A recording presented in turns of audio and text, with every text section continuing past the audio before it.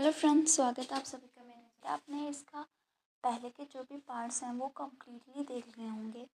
Last chapter में हमने देखा था कि जो रूफी है वो बोलता है हमारे यंजन के पेरेंट्स को कि तुम यहाँ पर उनसे अभी नहीं मिल सकते और मिलने से पहले एक कंडीशन है जिसके बारे में आपसे बात करना चाहता हूँ। और वो बोलता है कि यहाँ पर यंजन से आप तभी मिल सकते हैं जब आप आनयन से अपना कंप्लीटली जो टाइज हैं वो कट कर देंगे। तो यहाँ पर जो उसके पेरेंट्स हैं वो देखने लगते हैं एक दूसरे को।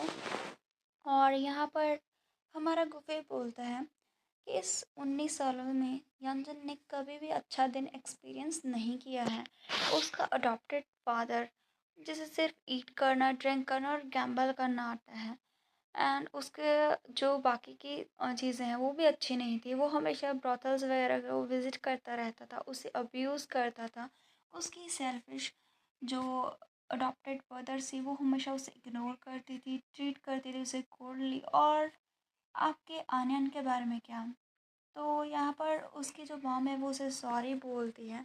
तभी वो आंजिंग के पास जाता है और बोलता है आनयन की जो है उसने हर एक चीज़ इंजॉय की, तुम्हारे अफेक्शन को इंजॉय किया, लेकिन यहाँ पर फिर भी उसने चूज़ किया कि वो ट्रुथ को ना बताए।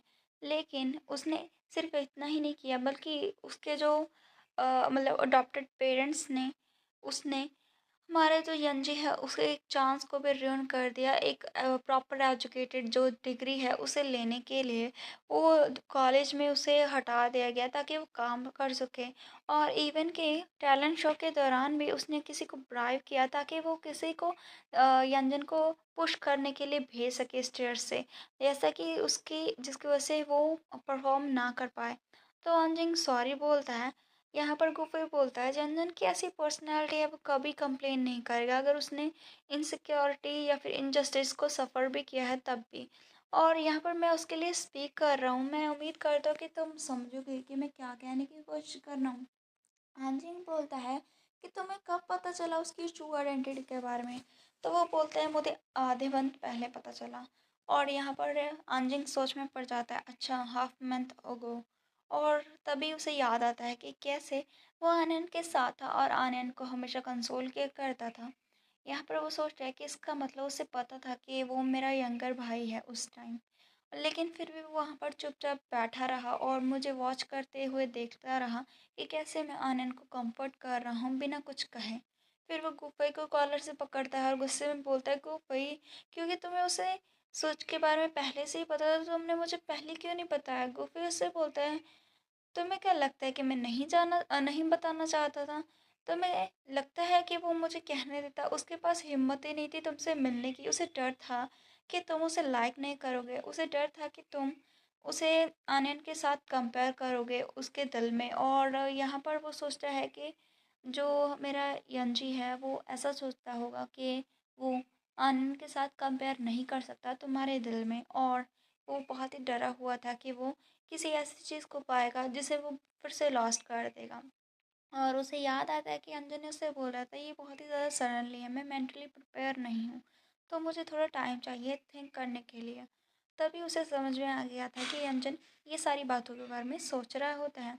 तभी अंजन यंजन का नाम लेता है और बोलता है कि आज के बाद मेरा इकलौता ब्रदर सिर्फ और सिर्फ यंजन और आनियू है और कोई भी नहीं। और आनयन के बारे में मैं उसे और ज़्यादा रिकग्नाइज नहीं करूँगा।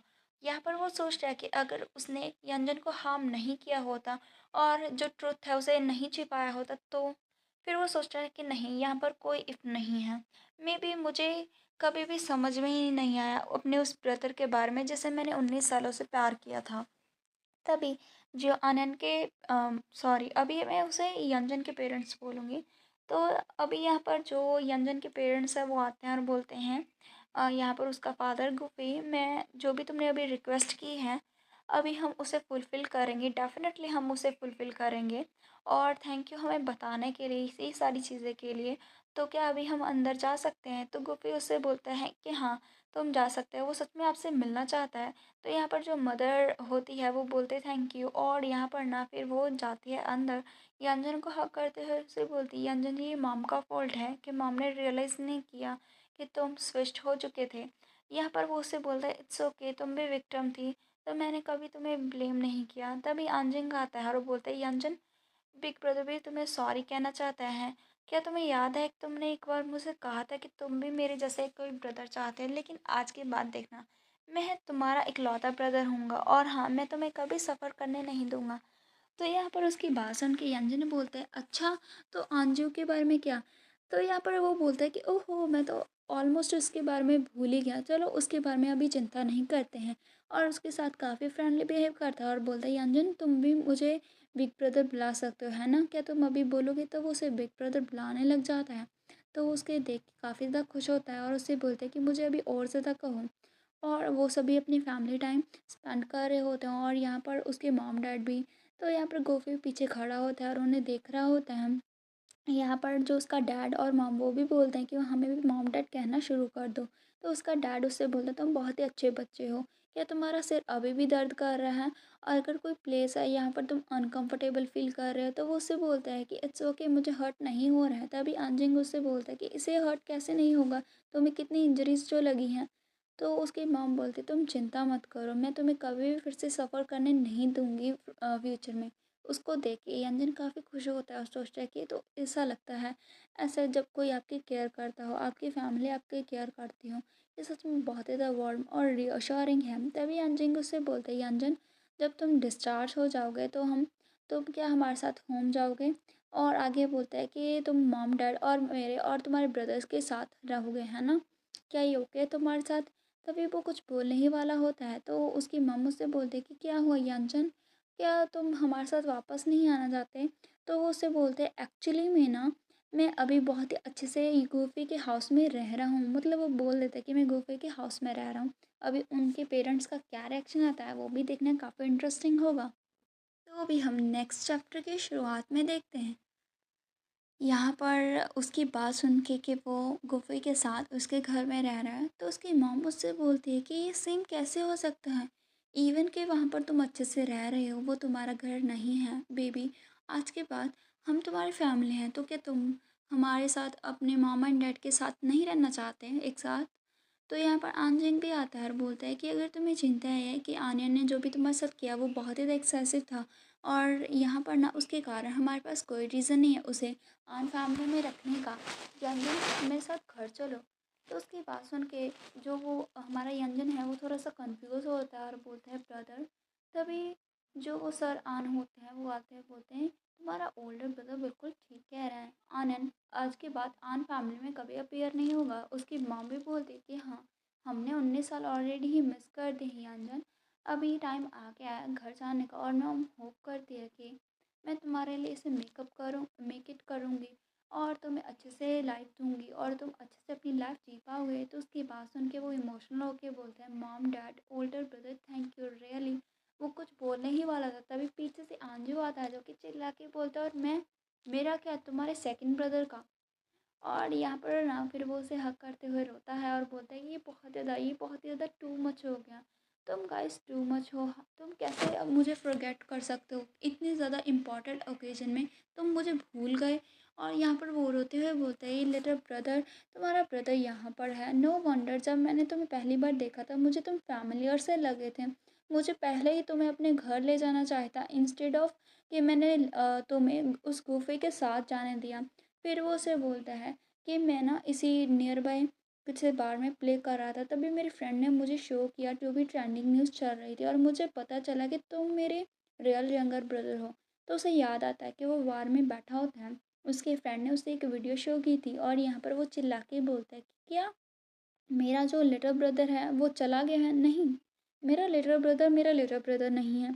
तो मेरा जो लिटिल ब्रदर है वो यंजन है, क्योंकि आपको पता है वो थोड़ा सा हर एक चीज़ को ऐसे ही बोलता है, वो उसकी थोड़ी सी पर्सनैलिटी है, वो ऐसे ही है बच्चों वाली, तो वो हर चीज़ को ऐसे ही बोलता है। यहाँ पर ना जो वो रोते हुए बोलता है, लिटिल ब्रदर क्या तुम अभी भी हर्ट हो रहा है?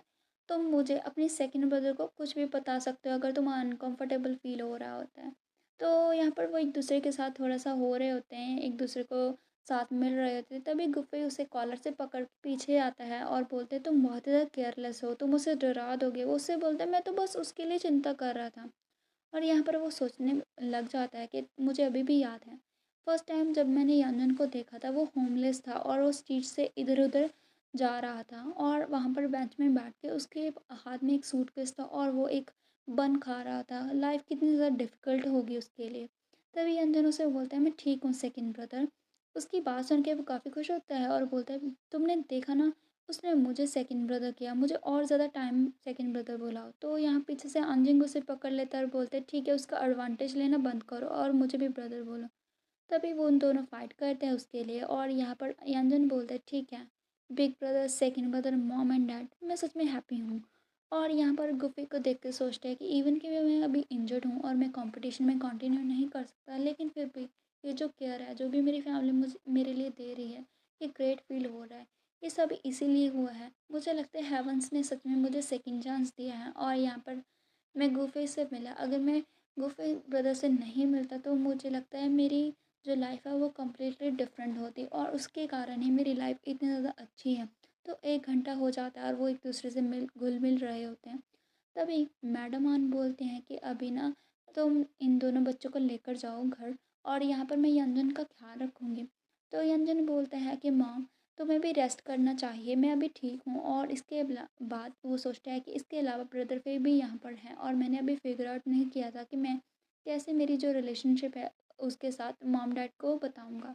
तो यहाँ पर आंजिंग खड़ा होता है, जैसे कि आपको पता है आंजिंग को पहले से ही गुफी और यंजन के रिलेशनशिप के बारे में पता था, लेकिन तब उसे नहीं पता था कि जो यंजन है वो उसी का भाई है। और यहाँ पर वो सोचता है, अभी सोच में पड़ जाता है कि मैंने अभी रिकग्नाइज़ किया है मेरे छोटे ब्रदर को जो कि इतना ज़्यादा वेल बिहेव्ड और सेंसिबल है, लेकिन उसे ऑलरेडी ही गुफी ने अपने साथ ले लिया है और यहाँ पर अगर मैं उसका ख्याल उसे रखने दूंगा तो ये अच्छी डील होगी। फिर वो उसे बोलता है कि मॉम डैड चलो चलते हैं, यंजन को यहाँ पर रेस्ट करने दो, हम कल वापस आएंगे। तो उसकी मॉम उससे बोलते हैं ठीक है मैं कल वापस आऊँगी, अपना अच्छे से ख्याल रखना और यहाँ पर केयरफुल रहना, अपने वाउंड को टच वगैरह मत करना। तभी वो चला जाता है तो पीछे से हम देखते हैं आंजिंग आता है और बोलता है गुफई तुम्हारे ही कारण इस टाइम बहुत ही ज़्यादा अच्छा हमें व्यंजन वगैरह मिल गया। तो उसकी जो मॉम है वो उसे मतलब थैंक यू वगैरह बोल रही होती है, तो वो बोलती है अंकल आंटी आपको मेंशन करने की ज़रूरत नहीं है, ये वो चीज़ है जो मुझे करनी चाहिए थी और अभी मुझे लगता है आप सभी को जाना चाहिए और रेस्ट करना चाहिए, मैं उसका ख्याल रख लूँगा।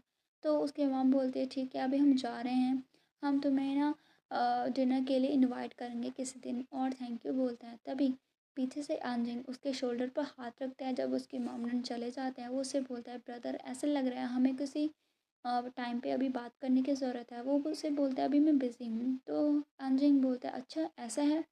फिर वो उसे बोलता है मॉम डैड गुफी ने बहुत ही ज़्यादा हेल्प की है यंजन की, तो क्यों ना हम यंजन ऐसे हमारा जो गुफी है उसे रिकग्नाइज़ करे उसके गॉड ब्रदर के तौर पे। यहाँ पर वो बोल रहा होता है कि क्यों ना गुफी को उसका गॉड ब्रदर बना दें। उसकी बात सुन के जो गुफी है उसका चेहरा देखने लायक होता है। यहाँ पर ना वो उसकी धमकी होती है, अगर तुमने मेरे साथ बात नहीं की तो मैं उसका गॉड ब्रदर बना दूँगा, मतलब तुम्हारी रिलेशनशिप आगे नहीं बढ़ पाएगी।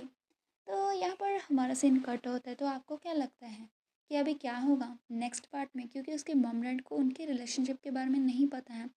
और इसके अलावा हमारा जो चैप्टर यहाँ पर फिनिश हो रहा है, लेकिन यहाँ पर मुझे भी एक डाउट है कि जैसे कि आपने देखा होता है यंजन काफ़ी ज़्यादा आंजिंग के साथ रिसेंबल करता है, तो उसकी मॉम को क्या उसके बचपन में नहीं पता चला था उसके हेयर कलर के साथ के वो चेंज हो चुका है। तो यहाँ पर अभी कुछ मिस्ट्री और भी है, हो सकती है वो अभी हम नेक्स्ट पार्ट में जानेंगे। और इसके अलावा हैप्पी होली सबको मेरी तरफ से एंड दैट्स इट, बाय।